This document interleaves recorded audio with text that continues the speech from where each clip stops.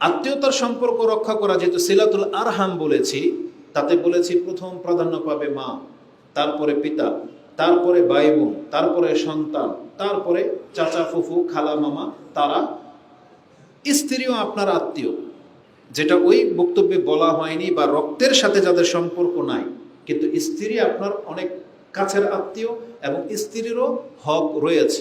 প্রত্যেকটা ব্যক্তির উপরে তার নিজের হক রয়েছে, তার পিতামাতার হক রয়েছে, তেমনি তার স্ত্রীরও হক রয়েছে। ইসলাম আমাদেরকে সেটা বুঝিয়েছেন।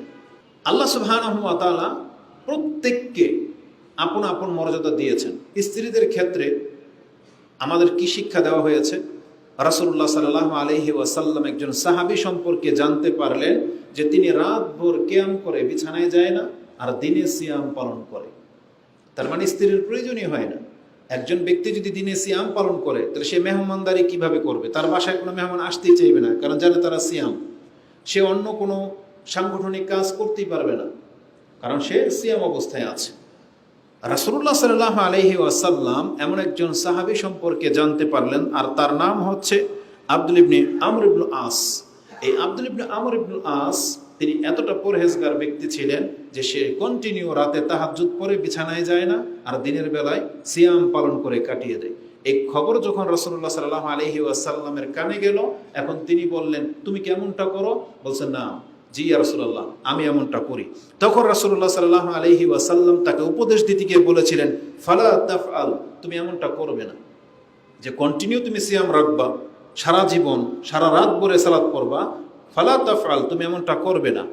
সুম ও আফতির, তুমি কি করবা? মাঝে মাঝে সিয়াম রাখো, মাঝে মাঝে সিয়াম ছেড়ে দাও, এবং অকুম ও নাও, মাঝে মাঝে দাঁড়াবে, মাঝে মাঝে ঘুমাবে। তার মানে প্রতিদিনই রাতের কিছু অংশ ঘুমাও, আর কিছু অংশ তুমি সালাত আদায় করো। তারপরে তিনি বলেছেন, ফা ইন্না লি জাসাদিকা আলাইকা হাক্কুন, কারণ তোমার দেহেরও তোমার উপর একটা হক আছে। ও ইন্না লি আইনিকা আলাইকা হাক্কুন, তোমার চোখের তোমার উপর একটা হক আছে, এ হক তোমাকে দিতে হবে। ও ইন্না লি যাওজিকা আলাইকা হাক্কুন, তোমার স্ত্রীর হক আছে তোমার উপরে। ও ইন্না লি যাওরিকা আলাইকা হাক্কুন, তোমার প্রতিবেশীর হক আছে তোমার উপরে। ফাআতি যিকুল্লি হাক্কিন হাক্কাহা, আও কামা ক্বালা রাসূলুল্লাহ সাল্লাল্লাহু আলাইহি সাল্লাম বলেছেন, যার উপরে যা হক, প্রত্যেকটা মুসলিমের দায়িত্ব হচ্ছে তার হক যথার্থ আদায় করে দেওয়া। তাহলে এই সাহাবীকে রাসূলুল্লাহ সাল্লাল্লাহু আলাইহি সাল্লাম যখন উপদেশ দিলেন এবং বললেন তোমার স্ত্রীর উপরে তোমার হক আছে, এই হাদিসটি ইমাম বুখারী রাহিমাহুল্লাহ তার কিতাবুস সিয়ামের মধ্যে এনেছেন, যেটা আপনি 1975 পেয়ে যাবেন। তাহলে ইসলামে তো স্ত্রীকে হক দিয়েছেন। স্ত্রীর হক কতটা কতটা মর্যাদা তাকে দেওয়া হয়েছে। আর স্বামীদের ব্যাপারে বলা হয়েছে যে তোমার উপরে তোমার স্ত্রীর হক কতটা। পুরুষরা যখন জিজ্ঞেস করবে রাসূলুল্লাহ সাল্লাল্লাহু আলাইহি সাল্লামকে, তিনি বলেছেন, মা তাকুলু ফি নিসাইনা ইয়া রাসূলুল্লাহ, আমাদের স্ত্রীদের ব্যাপারে আমাদেরকে কি উপদেশ আপনি দিবেন? তখন রাসূলুল্লাহ সাল্লাল্লাহু আলাইহি সাল্লাম বলেছেন, আতিমুহুন্না মিম্মা আকালতুম, তোমরা যেই মানের খাদ্য খাবে নিজের জন্য পছন্দ করো, কোনো কাউকে বিয়ে করে নিয়ে আসলে তার জন্য সেই মানেরই খাদ্য দিতে হবে। তোমার খাদ্য থেকেই তার খাদ্যের ব্যবস্থা করতে হবে। এমন না যে তুমি ভালোটা খাবে তাকে খারাপটা দেবে। আমাদের সমাজের মহিলারা এমনটা করে থাকে নিজের ইচ্ছায়। অবশ্যই সে খাদ্যের ভালো অংশটা স্বামীর জন্য রাখে, স্বামীকে দেয়, এটা তার উদারতা।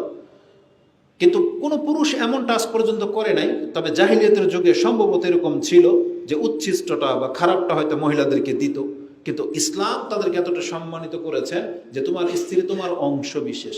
এই জন্য তুমি যে মানের খাদ্য খাবে তাকে সেই মানের খাদ্যটাই তোমার ব্যবস্থা করে দিতে হবে। সে তোমার কৃত দাসী না যে তার জন্য নর্মাল কোনো খাদ্য দেবে, নর্মাল একটা ড্রেস দেবে, এমন না। বলা হয়েছে আতাইমুহুন্না মিম্মা আকালুন, তোমরা যা থেকে খাও স্ত্রীদেরকে তা থেকে দিবে। এবং ও আকসুহুন্না মিম্মা তাকতাসুন, তোমরা যেই মানের পোশাক পরো তাদের জন্য সেই মানের পোশাক তাদেরকে দিতে হবে। বরং আমাদের পুরুষরা তো আলহামদুলিল্লাহ এর চেয়ে বেটার, কারণ নিজে পরে ছিঁড়া ফাটা 50, 100, 500 টাকা দামের পাঞ্জাবি স্ত্রীদের জন্য দিলে 5,000, 10,000 টাকা দামের শাড়ি কিনে দেয়, তার উত্তম কিছু করে। তারপরে রাসূল সাল্লাল্লাহু আলাইহি ওয়াসাল্লাম বলেছেন, ওয়ালা তাদরিবুহুন্না, খবরদার তাদেরকে আঘাত করবে না, বিশেষ করে চেহারায় মারতে নিষেধ করা হয়েছে। এবং ওয়ালা তুকাব্বিহুন্না, তাদেরকে গালিগালাজ করবে না। তাহলে একজন স্ত্রীকে এতটা হক দেওয়া হয়েছে, সে তার স্বামীর এই জিনিসটা প্রাপ্য যে সে তাকে আঘাত করতে পারবে না, সে তাকে গালি দিতে পারবে না। এই হাদিসটি ইমাম আবু দাউদ তিনি তার বিবাহের অধ্যায় এনেছেন, হাদিস হচ্ছে 2144। তাহলে এখানে এই হাদিসের মধ্যে স্ত্রীর হকের কথা আলোচনা করা হয়েছে। এমনকি রাসূলুল্লাহ সাল্লাল্লাহু আলাইহি ওয়াসাল্লাম মহিলাদেরকে, স্ত্রীদেরকে এতটা সম্মান দিয়েছেন, এতটা মর্যাদা দিয়েছেন যে তোমাদের মধ্যে ওই পুরুষ উত্তম যেই পুরুষ তার স্ত্রীর কাছে উত্তম। রাসূল কি বলেছেন? খায়রুকুম বা খিয়ারুকুম, তোমাদের মধ্যে ওই ব্যক্তি উত্তম, খিয়ারুকুম লিনিসাইহিম, যে তাদের স্ত্রীদের কাছে ভালো। ইবনে মাজাতে রয়েছে, ইবনে মাজাতে 1978 পেয়ে যাবেন। তাহলে এই যে বিষয়গুলো, ইসলাম যেহেতু সবার হক নিয়ে কথা বলেছেন, তাহলে এখানে স্ত্রীদের হক নিয়েও কথা বলেছেন। এখন কেউ যদি পিতামাতার বক্তব্য শুনে স্ত্রীর সাথে খারাপ আচরণ করে, স্ত্রীর হকের ক্ষেত্রে যদি ঘাটতি করে, স্ত্রীকে যদি পাত্তা না দেয়, সে যদি বাড়াবাড়ি করে, এটা দোষ কি বক্তা? এটার দোষ কি ইসলামের বিধানের নাকি ওই ব্যক্তির? তো আপনি আপনার সংসারকেও ঠিক রাখবেন, সেটাও ঠিক রাখবেন। সংসারের ক্ষেত্রে রাসূলুল্লাহ সাল্লাল্লাহু আলাইহি সাল্লাম স্ত্রী এবং সন্তানদেরকে কতটা প্রাধান্য দিয়েছেন। রাসূলকে জিজ্ঞাসা করা হয়েছিল, আমি দান সাদকা করব বা খরচ করব, আমার এই খরচের মধ্যে সবচেয়ে উচ্চমানের নেকিটা কোন খরচে আছে? জিহাদে, ফিসাবিলিল্লাহ, মসজিদ বানিয়ে দেওয়া, মাদ্রাসা করে দেওয়া, এতিম পালা, কোন খরচে আমার সবচেয়ে বেশি নেকি? রাসূলুল্লাহ সাল্লাল্লাহু আলাইহি সাল্লাম বলেন, ইন্না মিন আফদালি দিনার আনফাকাহু আর-রাজুলু আলা ইয়ালিহি, একজন ব্যক্তির একটা দিনার খরচ করে, সেই দিনারটা সবচেয়ে উত্তম খরচ হলো যদি সেটা তার পরিবারের উপরে খরচ করে। এটা ইসলাম আমাদেরকে শিক্ষা দিয়েছে। তার মানে আপনার পকেটের টাকা খরচ করবেন, 5 টাকা প্রথম মসজিদ পাওয়ার হক রাখে না। আপনি আগে দেখেন এই 5 টাকা আপনার ঘরে প্রয়োজন আছে কিনা, আপনার বাচ্চার প্রয়োজনে খরচ হওয়া প্রয়োজন আছে কিনা, আপনার স্ত্রীর প্রয়োজনে খরচ হওয়া প্রয়োজন আছে কিনা। তাহলে আমরা বলবো মসজিদে না দিয়ে আপনি ওই টাকাটা আপনার সন্তানের উপরে খরচ করেন, আপনার স্ত্রীর উপরে খরচ করেন। কারণ রাসূল বলেছেন, ইন্না মিন আফদালিদ দিনার, উত্তম দিনার তো ওটা, আনফাকাহু রাজুল, একজন ব্যক্তি যা খরচ করে থাকে, আলা ইয়ালিহি, তার পরিবারের উপরে। তারপরে ও দিনারুন আনফাকাহু আলা আসহাবিহি ফিসাবিলিল্লাহ, এবং আল্লাহর রাস্তায় যারা জিহাদে লেগে গেছে তাদের স্টেপটা এটার পরে। তার মানে নিজের সন্তান পরিবারের উপরে খরচ করার পর তারপর যদি আরো খরচ করার থাকে তাহলে সেটা হবে ফিসাবিলিল্লাহ, জিহাদের খাতে খরচ করা। তারপরে আসবে মসজিদ, মাদ্রাসা, ইসলামকে প্রতিষ্ঠিত করার কাজে খরচ করা। তাহলে আমাদেরকে তো আর কিভাবে শিক্ষা দেবে ইসলাম?